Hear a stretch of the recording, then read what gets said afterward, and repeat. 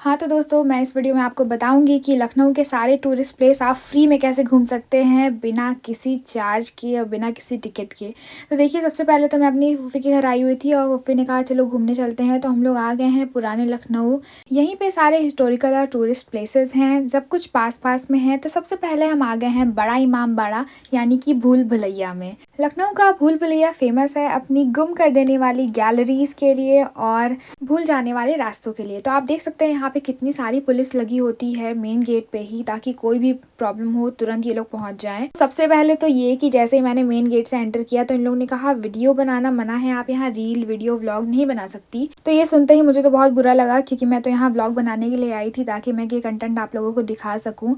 But मैं हार नहीं मानूँगी, मैंने सबसे पहले अपनी वीडियो बनवाई इन कबूतरों के साथ जो कि बिल्कुल मेन गेट पे थे और ये देखने में बहुत ही प्यारे लग रहे थे। मेरे आते ही 4 कबूतर उड़ गए और मेरी घनी बेइज्जती हो रही है यहाँ पे। तो मैंने कहा चलो आगे इमाम बाड़ा एक्सप्लोर करते हैं, इनको कब तक देखेंगे। तो आगे बढ़ने में मुझे एक और गेट दिखा जिसमें 3 गैलरीज थी जो कि अंदर की तरफ जा रही थी। देखिए मैं कितनी अच्छी एक्टिंग कर रही हूँ फोटो क्लिक कराने की, क्योंकि आप यहाँ पे फोटो क्लिक करा सकते हैं बट वीडियो नहीं बना सकते। देखिए कितनी प्यारी सी ये बिल्डिंग है, बहुत ही सुंदर और भव्य लगती है। जैसे ही मैं इस गेट को क्रॉस किया तो मेरे सामने मेन बिल्डिंग आती है और वही मेन बिल्डिंग है भूल भुलैया। तो देखिए मैं ओवर एक्टिंग कर रही हूँ फोटो खिंचाने के लिए, प्लीज़ मेरे फेस से मत बोर हो जाइएगा। मेरा मकसद है आपको कंटेंट प्रोवाइड करना। तो ये देखिए मेन बिल्डिंग है इसकी, यहाँ पे इसमें बहुत सारी गलियाँ हैं, बहुत सारी गैलरीज़ हैं जिसमें आप भूल जाएंगे और उसमें अंदर जाने के 100 रुपीज़ चार्ज पड़ते हैं, इसीलिए मैं अंदर नहीं गई। और मैंने देखे बाहर बैठे हुए तोते जो कि आपस में खेल रहे थे और गैलरीज पर बैठे हुए थे। और फिर मैंने देखी एक प्यारी सी चिड़िया, मुझे तो यकीन नहीं हो रहा था कि ये भूल भुलैया है या फिर ये चिड़ियाघर है, बट कोई बात नहीं। फिर मैं आगे एक्सप्लोर करने गई तो मैंने देखा यहाँ पे बहुत अच्छा सा गार्डन है और लोग वहाँ पे बैठे हैं, खेल रहे हैं और ये सब बिल्कुल फ्री है, यानी कि मेन बिल्डिंग के अलावा आप पूरे एरिया को एक्सप्लोर कर सकते हैं। फिर हम लोग आ गए यहाँ से बाहर और यहाँ से बाहर आते ही मुझे दिखा तांगा स्टैंड। आप इस तांगे पर बैठ कर भी जा सकते हैं और अदर हिस्टोरिकल प्लेसेस एक्सप्लोर कर सकते हैं, लेकिन अगर आपको पैदल जाना है तो आपको मिलेंगी जगह जगह पे ये वेंडिंग मशीन, जिससे आप चीज़ें खरीद के खा पी के आराम से मज़े से टहलते हुए भी जा सकते हैं। तो देखिए हम लोग हैं इंडियन, तो हम लोग पहले रिस्क नहीं लेते, हम लोग कहते हैं पहले 10 रुपये वाली पानी की बॉटल लेके देखते हैं, उसके बाद बाकी चीज़ें लेंगे। तो पानी लेके हम लोग निकल जाते हैं रूमी गेट देखने के लिए। तभी मुझे रास्ते में दिखता है ये इंडियन लबूबू डॉल यानी कि पापी गुड़िया, और फिर मैं जा रही हूँ रूमी गेट की तरफ। आप जो ये देख रहे हैं ये बैक साइड है रूमी गेट का, आप शॉक्ड हो जाएंगे इसका फ्रंट पार्ट देखते ही, क्योंकि ये लखनऊ का मोस्ट अट्रैक्टिव प्लेस है जहाँ पे लोग अपनी फोटो शूट के लिए आते हैं, प्री वेडिंग के लिए आते हैं, यहाँ तक कि मूवी की भी शूटिंग यहाँ पे होती रहती है। तो आपने देखा कि कैसे वो 3 आर्क एक बड़े से आर्क में कन्वर्ट हो गए हैं और आप देखेंगे कि ये सामने से भी कितना अच्छा लग रहा है। बैक साइड से तो पता ही नहीं चल रहा था कि ये इतना सुंदर भी होगा, लेकिन ये बहुत ही खूबसूरत है और जो कोई भी लखनऊ आता है वो यहाँ पे फोटो क्लिक कराने के लिए ज़रूर आ जाता है। तो ये देखिए यहाँ पे बैठने के लिए भी बना हुआ है ताकि लोग बैठकर आराम से यहाँ पे पूरे व्यू के साथ फोटो ले सके रूमी गेट की। तो आप देख पा रहे हैं ये कितना अच्छा और कितना प्यारा सा लग रहा है। यहाँ पे बहुत सारे तांगा खड़े रहते हैं ताकि यहाँ पे बैठकर उससे आप आगे क्लॉक टावर तक जा सके, लेकिन हम लोग पैदल जा रहे हैं। और जहाँ पे ये हॉर्सेस खड़े रहते हैं वहाँ पे बहुत स्मेल आती है। और देखिए जगह जगह पे वेंडिंग मशीन लगी हुई है और रूमी गेट के आगे ही पड़ता है ये क्लॉक टावर इतनी दूरी पे। और रास्ते में हमने देखा इंसानियत का पैगाम जय हिंद जय भारत लिए हुए एक आदमी जा रहा था और ये देखिए कितना बढ़िया सनसेट था और सामने क्लॉक टावर के सामने एक और वेंडिंग मशीन थी। भाई मैं तो वेंडिंग मशीन गिन गिन के थक गई हूँ, टोटल 4 वेंडिंग मशीन अभी तक मैं देख चुकी हूँ इतने से एरिया में। और देखिए क्लॉक टावर पहुंचते ही आसपास कितनी सारी चहल पहल है, ऐसा लगता है कोई मेला लगा हुआ है, बिल्कुल वैसा ही माहौल है और इतनी ही चहल पहल आपको यहाँ पे रात में 1 बजे भी दिखेगी।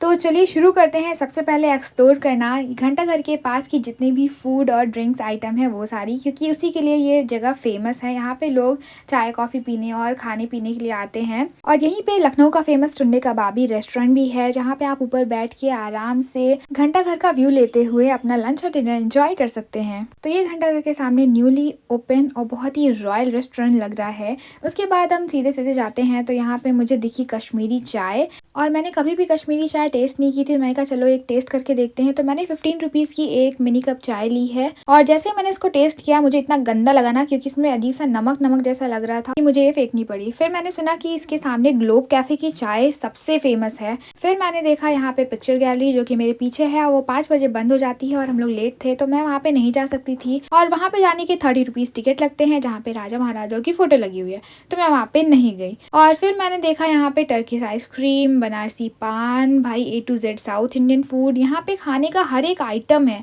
और यहाँ पे भी मुझे एक वेंडिंग मशीन दिखी और उसके पीछे है सतखंडा, जहाँ पे 7 फ्लोर की बिल्डिंग है। अब इसके आगे जाते हुए दिखता है ये बहुत ही पुराना सा एक आर्क, और इसको क्रॉस करते ही हमें दिखेगा कुछ दूरी पर छोटा इमाम बाड़ा। छोटा इमाम बाड़ा एक रिलीजियस प्लेस है, जहाँ पे ताज़िया वगैरह रखी रहती है और लोग वहाँ पे जाके अगरबत्ती वगैरह जलाते हैं और इबादत करते हैं। तो मैं वहाँ पे नहीं गई क्योंकि बहुत ज़्यादा शाम भी हो गई थी।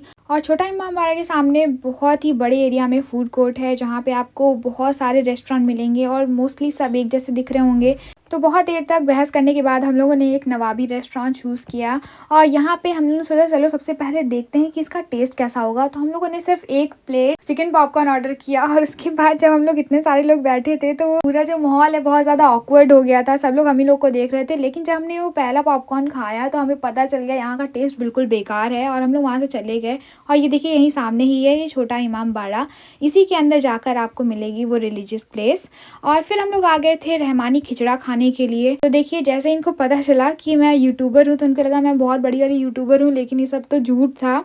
और इन लोगों ने मुझे इतने अच्छे से ये सर्व करके दिया है ना रहमानी खिचड़ा की मैं क्या ही बताऊँ। ये जितना सुंदर देखने में था उतना ही टेस्टी ये खाने में भी लग रहा था, बहुत ही चटपटा और बहुत ही मस्त स्पाइसी था। तो खिचड़ा खाने के बाद हम लोग जा रहे हैं अब शवर्मा रोल खाने के लिए, जो कि घंटाघर के सामने फेमस शॉप है तबा तबाही। और सलमान ने मुझे बताया कि यहाँ के शवर्मा रोल बहुत ही ज़्यादा टेस्टी होते हैं। और देखिए सबसे पहले ये खुद अपने लिए शवर्मा रोल ले आया है, इसका नाम है धुआं शवर्मा रोल, और खाने के लिए बैठ गया है। अभी हम लोगों का शवर्मा रोल नहीं आया है और यही बैठ के तब तक फटाफट से खाना शुरू कर दिया है इसने।